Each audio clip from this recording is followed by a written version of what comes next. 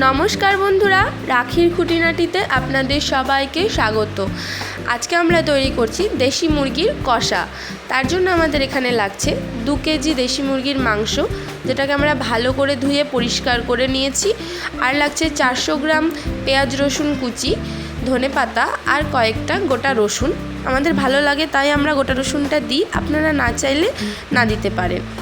এবার এর মধ্যে আদা কাঁচা লঙ্কা বাটা লাগছে আর ধনে গুঁড়ো আর জিরে গুঁড়ো লাগছে।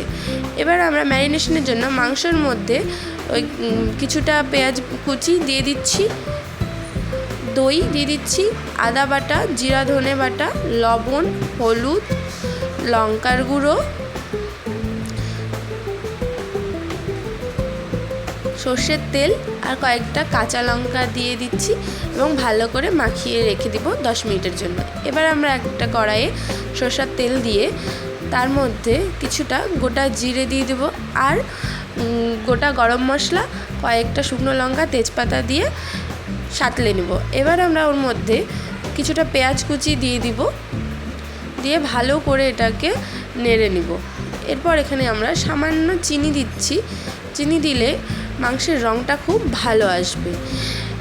এরপর আমরা এটাকে ভালো করে নেড়ে ওর মধ্যে ম্যারিনেশন করা মাংসটা ঢেলে দিলাম। এবার এটাকে আমরা ভালো করে মিক্স করে নিব। দেখুন খুব ভালো করে মিক্স করা হয়ে গেছে। এবার আমরা এটাকে কিছুক্ষণের জন্য আবার ঢেকে রান্না করব। ঢাকনা খুলে দেখুন রঙটা কি সুন্দর পাল্টে গেছে।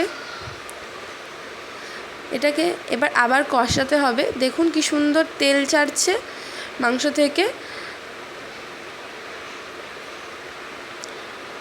আবার এটাকে আমরা ভালো করে কষিয়ে নিব, একদম শুকনো করে কষিয়ে নিচ্ছি। মাংস যত কষানো হবে ততই ভালো লাগবে। এবার এর মধ্যে আমরা সামান্য গরম জল দিয়ে ভেজে রাখা আলু, টমেটো আর ধনেপাতাটা দিয়ে আবার কষাবো। খুব ভালো করে কষাতে হবে, যতটা কষানো হবে ততটাই ভালো লাগবে খেতে। দেখুন কি সুন্দর তেল ছেড়েছে মাংস থেকে।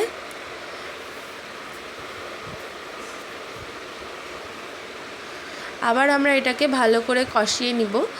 খুব ভালো করে এটা কষাতে হবে যতক্ষণ না একটু এই যে দেখুন তলা লাগা লাগা ভাব আসবে, তাহলে এবার আমাদের কষানো একদম কমপ্লিট। এবার আমরা এর মধ্যে আবার গরম জল দিয়ে দিব আর মিক্স করে নিব।